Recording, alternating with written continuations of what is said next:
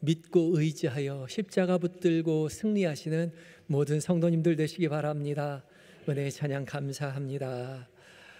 오셨는데 조금 바뀐 것이 있죠. 강대상이 뒤에 있는 의자가 옆으로 치워졌습니다. 신학적으로 보더라도 뒤에서 회중을 바라보고 앉아있는 게 별로 좋아 보이지도 않고, 또 여러분들이 말씀에 집중해야 되는데 뒤에 있는 목사님이 자꾸 앵글에 걸려서 카메라로 볼 때 목사님 옷자락이 나왔다 들어갔다 하는 모습도 별로 좋지 않아 보여서 옆쪽으로 옮겨 놓았습니다. 가장 좋은 것은 회중석에 앉아있다가 말씀 전하기 위해 올라오고, 회중석에 앉아있다가 기도하기 위해서 올라오는 것이 가장 좋지만, 지금 우리 교회가 회중석과 이 강대상 이 거리가 굉장히 길어서 그렇게는 하지 못하고 옆으로 좀 밀어 놓았습니다. 옮겨 놓았습니다. 여러분들 말씀에 집중하시고 예배에 집중하라고 옆으로 옮겨 놓은 것이니까 옆에서 목사님 뭐 하시나 이렇게 쳐다보지 마시고, 말씀에 집중하시고 은혜 받으시는 모든 성도님들 되셨으면 좋겠습니다. 우리 옆 사람 향해서 이렇게 인사하겠습니다. 겨울이 봄을 이기지 못합니다. 겨울이 봄을 이기지 못합니다. 봄이 오는 것 같았는데 며칠 전부터 갑자기 또 추워졌죠. 오늘은 좀 풀리긴 했지만 여전히 이 쌀쌀한 기운이 있습니다. 봄이 오나 싶어서 패딩을, 굵은 패딩 다 옷장에 집어넣어 넣어놨는데 다시 추워져서 그 패딩 다시 꺼내놓고 입고 있으신 분들이 있지요. 그렇지만 밤이 아침을 이길 수 없는 것처럼 겨울이 아무리 춥더라도 봄을 이길 수가 없죠.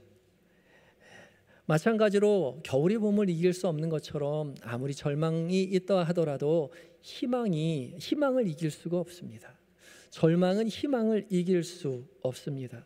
아무리 어려운 일이 닥치고 고난 가운데 있다 하더라도, 그 절망 속에 갇혀 있다 하더라도 그가 희망을 붙잡고 살아간다면 그 낙담된 일들이 희망을 결코 이길 수 없다는 거죠. 나아가서 죽음은 결코 부활을 이길 수가 없습니다.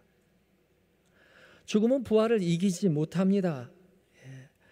아무리 죽음이 끝인 것처럼 우리를 위협하더라도 우리가 부활의 소망을 붙들고 있다면 죽음은 결코 우리를 이길 수 없습니다. 오늘 벌써 사순절 세 번째 주일이죠. 우리가 십자가에서의 예수님의 죽음을 묵상하며 살아가는데, 우리가 절망 가운데 낙담하지 않을 것은 우리는 부활을 소망하며 지내기 때문에 그렇죠. 사순절은 십자가의 죽음이 종착점이 아니라 예수 그리스도의 십자가상에서의 부활이 사순절의 종착역인 것이죠. 그래서 사순절 동안 우리는 죽음의 절망이 아닌 부활을 향한 소망을 기대하며 묵상하며 나아가는 것입니다. 마치 봄을 기다리는 겨울처럼 죽음을 묵상하지만 부활을 소망하며 사순절을 지내시는 모든 성도님들이 되시기를 예수 그리스도의 이름으로 축복합니다. 오늘 사순절 세 번째 주일, 하나님께서 우리에게 주시는 말씀은 이제 예수님께서 성전을 정화하신, 청결케 하신 사건을 설명해 주고 있습니다. 이 성전 정화 사건은 사복음서 마태, 마가, 누가, 요한복음에서 공히 기록하고 있는 매우 중요한 사건이죠. 예수님께서 6월절에 이르자 예루살렘 성전으로 오르셨을 때에 예루살렘 성전에서 돈 바꾸는 자들과 동물을 파는 사람들이 있는 것을 보시고 노끈으로 채찍을 만들어서 그 사람들을 다 내어 쫓으시죠. 그때 유대인들이 찾아와서 묻습니다. 당신이 무슨 권위로 이런 일을 하느냐? 무슨 표적을 우리에게 보여주겠느냐? 그렇게 묻습니다. 그때 예수님께서 유대인들에게 이렇게 대답해 주시죠. 19절 말씀을 함께 읽어보겠습니다. 19절입니다. 시작. 예수께서 대답하여 이르시되 너희가 이 성전을 헐라 내가 사흘 동안에 일으키리라. 아멘. 예수님께서 유대인을 향해서 너희가 이 성전을 헐면 내가 사흘 동안, 즉 3일 만에 일으킬 것이다, 그렇게 말씀하시죠. 이 예수님의 말씀은 바로 십자가에서의 죽음과 부활을 의미하는 것입니다. 당시에는 아무도 깨닫지 못했지만 예수님께서 직접 십자가에 못 박혀 죽으셨다가 부활하시고 나서야 제자들이 이때의 일을 기억하였다라고 기록해 놓았죠. 그러면 예수님께서 성전을 정결하게 깨끗하게 하신 사건과 예수님이 십자가에 못 박혀 죽었다가 부활하신 그 사건이 어떻게 연결되어 있는 것일까요? 무슨 관계가 있길래 표적을 구하는 유대인들에게 예수님께서 십자가의 죽음과 부활을 대답으로 내주고 계시는 것일까요? 오늘 이 시간 함께 말씀을 묵상하면서 은혜를 나눠보려고 합니다. 먼저 오늘의 말씀을 정확히 이해하기 위해서는 예수님께서 말씀해 주신 정답을 우리가 먼저 살필 필요가 있습니다. 성경에 기록된 정답은 20절과 21절에 있습니다. 20절과 21절 말씀을 함께 읽겠습니다. 시작. 유대인들이 이르되 이 성전은 46년 동안에 지었거늘 내가 3일 동안에 일으키겠느냐 하더라. 그러나 예수는 성전된 자기 육체를 가리켜 말씀하신 것이라. 아멘. 유대인들이 우리가 이 성전 46년 동안 지었는데 내가 이거 3일 동안 일으키겠느냐라고 물어보았을 때, 그러나 예수님은 성전된 자기 육체를 가리켜 말씀하신 것이라고요. 지금 예루살렘 건물을 말하는 것이 아니라 성전된 자기 육체를 가리켜 말씀하신 것이다 말합니다. 헬라어로 직역하자면 자기의 몸의 성전이라고 말할 수 있습니다. 자기의 몸의 성전을 말한 거죠. 돌로 된 건축물이 아니라 자기 몸의 성전을 말씀하시는 것입니다. 예수님께서는 너희가 이 돌로 된 예루살렘 성전을 헐면 예수님의 몸으로서 3일 만에 다시 성전을 세우겠다고 말씀하시죠. 너희가 지금 바라보고 있는 이 예루살렘 성전이 아무리 크고 화려하다 하더라도 결코 하나님의 의에 이를 수 없기에 예수님께서 친히 자신의 몸을 통하여 하나님의 의에 이를 수 있는 성전을 완성시키시겠다고 말씀하고 계시는 거죠.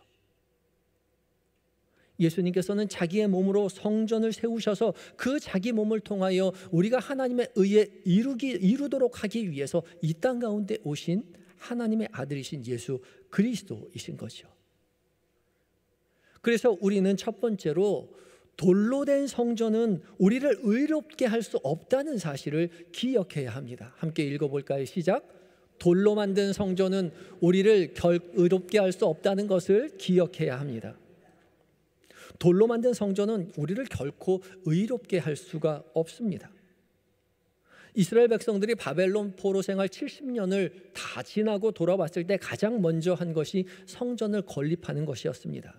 BC 536년에 시작된 이 성전은 20년 동안 516년 동안 16년까지 약 20년간에 걸쳐서 무너진 성전을 건립했습니다. 하나님의 나라의 백성으로서 하나님의 나라에서 가장 중요한 것이 무엇이냐? 하나님을 모실 성전이라고 생각했던 것이죠. 하지만 어렵고 힘든 중에 건축한 성전이기에 작고 초라할 수밖에 없었죠. 그 전에 있었던 솔로몬의 성전에 비해서 굉장히 초라할 수밖에 없었습니다. 하나님의 영광을 드러내야 하는데 거기에 비해서는 너무나 부족해 보였던 것이죠. 그러나 하나님은 그것을 기뻐하시고 그곳에 영광을 주시고 하나님께서 그 예배를, 그 제사를 받으셨던 거죠. 그리고 나서 500년이 흘렀습니다. 그 작고 초라한 성전이 500년이 흘렀습니다. 훨씬 더 초라해졌겠죠. 이때 분봉왕이었던 헤롯이 유대인의 환심을 사기 위해서 이 성전 새로 지어주겠다 약속합니다. 원래 이두메 사람, 그러니까 에돔 사람, 이방인이었던 이 헤롯은 유대인의 환심을 사기 위해서 유대인이 가장 중요하게 생각한 이 성전 새로 지어주려고 했던 것이죠. 지금 그 성전보다, 그 전에 솔로몬 성전보다 훨씬 더 크고 화려하게 황금으로 성전을 건축해 주었습니다. BC 19년부터 짓기 시작한 이 헤롯 성전, 예루살렘 그 성전은 AD 64년에 걸쳐서 비로소 완공되었으니까 83년 동안 건축된 대공사였던 거죠. 지금 예수님과 유대인들이 대화를 나누고 있는 그 예루살렘 성전을 보고 있는 그 당시에도 아마도 예루살렘 성전은 건축 중에 있었을 것입니다. 크고 화려한 예루살렘의 성전은 이전보다 훨씬 더 자랑스럽게 느끼기에 충분했죠. 하나님의 영광을 드러내기에 충분해 보였습니다. 너도 나도 유대인들은 예루살렘 성전을 보면서 참 자랑스러워했을 것입니다. 그리고 마침 6월절이 됐습니다. 6월절이 되면 이스라엘의 20세 이상의 남자 성인은 누구나 예루살렘 성전으로 올라와서 하나님 앞에 얼굴을 베고 제사를 드려야 합니다. 이때도 6월절이었기에 많은 사람들이 올라왔을 것입니다. 이 타국에 있는 사람들, 지방에 있는 사람들, 할 것 없이 너도 나도 예루살렘으로 성전으로 모여들어서 가득 사람이 넘쳤을 것입니다. 그런데 문제가 있었습니다. 하나님 앞에 나올 때는 반드시 빈손으로 오서는 안 되고 제물을 가지고 나와야 하는데 하나님 앞에 드려져야 하는 예물은 흠이 없어야 했다는 거죠.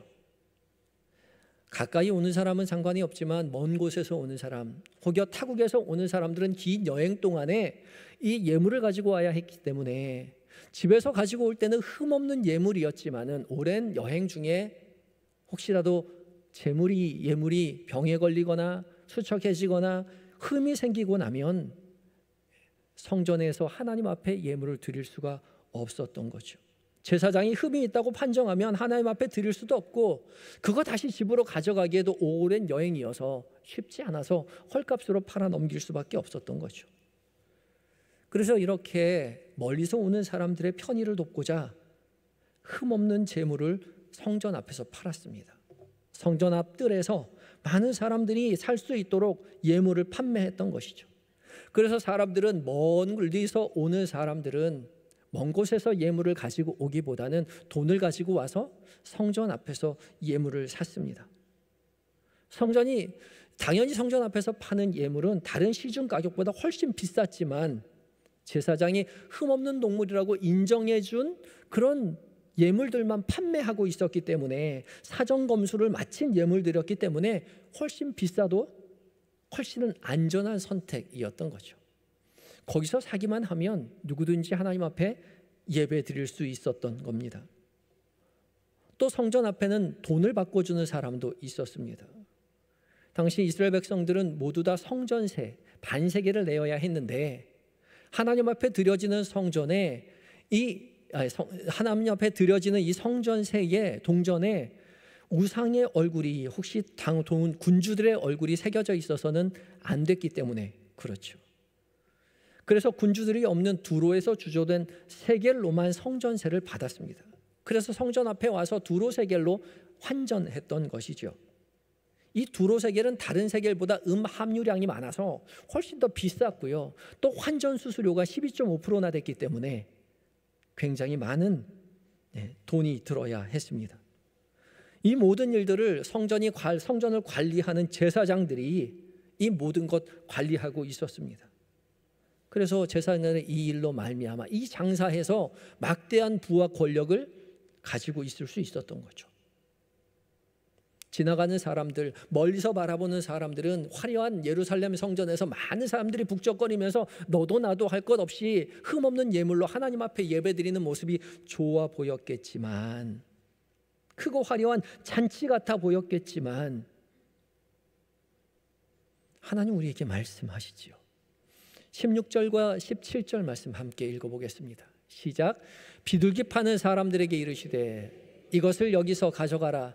내 아버지의 집으로 장사하는 집을 만들지 말라 하시니 제자들이 성경 말씀에 주의 전을 사모하는 열심이 나를 삼키리라 한 것을 기억하더라. 예수님은 노끈을 채찍으로 만들어서 상을 엎으시고 탁한 네옷조 치시면서 말씀하셨습니다. 내 아버지 집을 장사하는 집으로 만들지 말라. 다른 성경에는 기도하는 집이라 말씀하였는데 요한복음은 내 아버지의 집을 장사하는 집으로 만들지 말라, 그것을 강조해 놓았습니다. 성전에 오르는 것은 하나님을 섬기고 하나님 앞에 예배하고 지은 죄를 사함받기 위함인 것인데 하나님을 섬기기는커녕 장사치가 그 중심이 되었다는 거죠. 하나님을 섬기기는커녕 장사치들만 남았습니다. 그래서 주의 전을 사모하는 열심이 나를 삼키리라 그렇게 기록해 놓았죠. 헬라어 성경에는 사모하는이라는 단어가 없습니다. 그냥 당신의 집에 열심히 나를 삼킬 것이다입니다. 당신의 집이요. 당신의 집이 무엇입니까? 예루살렘 성전이요. 하나님의 성전이라고 말씀하지도 않았습니다. 당신의 집의 열심, 당신의 집을 열심히 다스리고자 했던, 관리하고자 했던 그 열심이 나를, 예수님을, 하나님의 아들을 삼킬 것이다. 그렇게 말씀하신 것이죠. 열심은 열심인데 하나님을 향한 열심이 아니라 성전을 향한 열심이었습니다. 겉으로 보면 하나님의 영광이 드러나는 화려한 성전이었지만 자세히 안을 살펴다 보면 하나님은 온데간데 없고 그저 열심히 성전을 운영하고 있을 뿐이었던 거죠. 유대인들은 화려한 성전을 지키기 위해서 정작 하나님을 버렸습니다. 예수님을 삼키고 말았습니다. 성전에서 소동을 일으키고 성전을 허물라고 말씀하시는 장사치들을 다 내쫓으던 예수님을 진짜로 십자가에 못 박혀 죽게 만들었죠. 성전을 향한 열심이 실제로 예수님을 삼키고 말았습니다. 예수님을 섬긴 것이 아니라, 하나님을 섬긴 것이 아니라 예수님을, 하나님을 삼키고 말았다는 거죠. 우리는 어떻습니까? 우리의 열심이 예수님을 삼키고 있지는 않은지 우리 스스로를 돌아보아야 하지 않겠습니까? 멀리서 보면 화려한 성전인데, 잘 짜여진 조직화된 시스템인데, 체계적인 교육제도가 있는데 그것으로 정말 예수님을 삼키고 있는 것인지, 예수님을 섬기고 있는 것인지 우리는 돌이켜 보아야 합니다.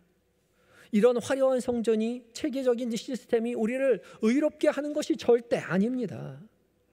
오직 예수님의 십자가만이 우리를 의롭게 할 수 있다는 거죠. 주일이 되면 우리 모두 아침 일찍 예배당에 나와서 예배드리고 또 봉사하고 부서에서 원래회하고 성경 공부하고 구역 예배드리고 함께 식사하고 함께 커피 마시고 즐겁게 하루 종일 지내다가 집으로 돌아가면 우리 직장 생활할 때보다 훨씬 더 일찍 일어나서 더 늦게까지 들어가서 더 피곤한 주일을 맞이할 때가 더 많이 있습니다. 평일보다 훨씬 더 피곤한 하루를 보내고 왔는데 우리끼리 장사하고 지내고 온 건 아닌지 돌이켜 보아야 한다는 거죠. 주님을 섬기러 왔으면, 주님 앞에 예배드리러 왔으면 주님을 만나야지요. 예수님이 집주인인데 집주인은 예수님을 만나지 않고 손님들끼리 밥 먹고 손님들끼리 회의하고 손님들끼리 교제하고 손님들끼리 차 마시고 손님들끼리 봉사하고 집에 가고 있지는 않은지 돌이켜 보아야 한다는 겁니다. 우리는 체계적인 시스템 가지고 잘 하나님을 섬기고 있다고 말하지만 아니요, 체계적인 시스템에 물들면 물들수록 우리는 정작 섬겨야 하는 하나님은 온데간데 없고 우리의 열심이 오히려 예수님을 삼키고 있지는 않은지 돌이켜 보아야 한다는 거죠. 돌로 된 화려한 성전이 이스라엘을 구원할 수 없듯이 정교한 교회의 시스템이 결코 우리를 구원하지 못합니다. 그래서 우리는 화려하고 조직화된 그 시스템에 갇혀 있어서는 절대 안 된다는 거죠. 누구나 이 자리에 함께 계신 주님 앞에 우리의 몸을, 마음을 내어놓고 하나님 앞에 예배하고 진심으로 기도하며 주님의 은혜를 구하며 주의를 보내시는 모든 성도들이 되셔야 할 것입니다. 그래서 두 번째, 오직 예수 그리스도의 십자가만이 우리를 구원하신다는 사실을 우리가 기억해야 합니다. 함께 읽어볼까요? 시작. 오직 예수 그리스도의 십자가만이 우리를 구원하신다는 것을 기억해야 합니다. 19절 말씀 함께 봉독하겠습니다. 19절입니다. 시작. 예수께서 대답하여 이르시되 너희가 이 성전을 헐라 내가 사흘 동안에 일으키리라. 아멘. 예수님께서는 십자가에 못 박혀 죽으심을 통해서 그리고 3일 만에 부활하심을 통해서 이 성전을 일으키셨습니다. 하나님의 집, 하나님을 만나는 장소, 이제 더 이상 건축물이 아니라 예수 그리스도의 몸을 통하여 하나님 앞에 나아가는 은혜를 확립하셨다는 거죠. 우리들의 모든 죄를 짊어지시고 친히 십자가에 못 박혀 죽으시고 부활하신 예수 그리스도의 능력에 힘입어 우리는 모두 하나님 앞에 즐겁게 나아가 구원의 은혜를 노래할 수 있는 것입니다. 비록 화려한 예배당이 없다 하더라도, 조직화된 시스템이 없다 하더라도, 흠없는 예물을 주님 앞에 가지고 오지 못했다 하더라도 우리는 오직 예수 그리스도의 십자가의 능력에 힘입어 구원을 얻는 것입니다. 그래서 오늘 서신서 본문인 고린도전서 1장 22절부터 25절까지는 이렇게 우리에게 말씀하고 계십니다. 함께 읽습니다. 시작. 유대인은 표적을 구하고 헬라인은 지혜를 찾으나 우리는 십자가에 못 박힌 그리스도를 전하니 유대인에게는 거리끼는 것이요 이방인에게는 미련한 것이로되 오직 부르심을 받은 자들에게는 헬라인이나 그리스도는 하나님의 능력이요 하나님의 지혜니라. 아멘. 유대인은 표적을 구하고 헬라인은 지혜를 찾으나. 유대인들은 표적을 구했습니다. 신비로운 능력을 통해서 구원받기를 바랬지요. 구원자됨을 표적을 통해서 확인하기를 바랬습니다. 또 헬라인은 지혜를 찾았습니다. 철학적인 사유를 통해서 구원 얻기를 바랬지만 하나님께서는 오직 십자가에 못 박힌 예수 그리스도를 우리에게 전해주셨다는 거죠. 유대인들에게 십자가에 못 박힌 그리스도는 거리끼는 것입니다. 거리끼는 것, 스칸달론, 걸려 넘어지다, 돌뿌리에 걸려 넘어진다는 것입니다. 실족한다는 뜻이죠. 로마 병정에 사로잡혀서 힘없이 십자가에 못 박혀 죽어 돌아가신 그 예수님은 우리를 구원할 만한 힘이 없는 실패한 혁명가에 불과하다고 유대인들 그렇게 생각할 수밖에 없었던 것이죠. 그래서 십자가에 달린 저 예수가 어떻게 우리를 구원해 줄 수 있느냐고 그렇게 실망했던 겁니다. 반면에 헬라인들은 지혜를 통한 깨달음, 깊은 철학적 사유를 통한 구원을 받기를 바랬죠. 그런데 아무리 철학적 고뇌를 깊이 한다고 하더라도 구원을 얻을 수 없는 것입니다. 그런데 어떻게 믿기만 하면 구원을 받는다고요? 깊은 철학적 고뇌 없이 그저 십자가만 바라보면 구원을 얻는다는 것은 미련한 것, 바보 같은 것입니다. 그래서 덮어놓고 믿기만 할 것이 아니라 깊은 깨달음이 우리에게 있어야 될 것이 아니냐라고 말하며 헬라인들은 십자가를 거부했던 것이죠. 그러나 오직 부르심을 입은 자들에게는 유대인에게나 헬라인에게나 십자가는 하나님의 능력이요 하나님의 지혜라고 주님 우리에게 말씀하고 계시는 거죠. 십자가야말로 우리를 구원을 시켜줄 유일한 하나님의 방법입니다. 십자가는 하나님의 공의와 하나님의 사랑을 동시에 만족시켜주는 유일한 해법이기 때문에 그렇습니다. 하나님의 공의는 죄를 지은 우리를 죄를 지었으니까 죽여야만 한다고 사망을 외칩니다. 반면에 하나님의 사랑은 저 사람 죄를 지었지만 용서받아야 한다고, 죽여서는 안 된다고 그렇게 외치지요. 이 하나님의 공의와 하나님의 사랑이 서로 부딪히는 겁니다. 어떻게 이 두 가지를 동시에 만족시킬 수 있단 말입니까? 하나님의 유일한 결론이 바로 십자가였습니다.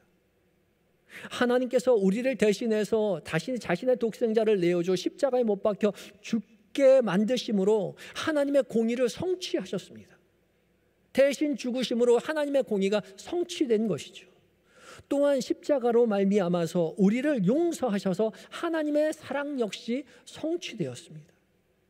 그래서 십자가는 하나님의 공의와 하나님의 사랑을 동시에 만족시켜주는 하나님의 능력이요 하나님의 지혜인 것이죠. 사랑하는 성도 여러분, 여러분은 여러분의 모든 죄를 예수 그리스도께서 대신 짊어지시고 십자가에 달려 죽으시고 부활하심으로 여러분의 모든 죄가 해결되었다는 사실을 믿음으로 고백하십니까? 예. 아멘이라고 고백해야 합니다. 우리의 모든 죄의 문제가 해결이 되었습니다.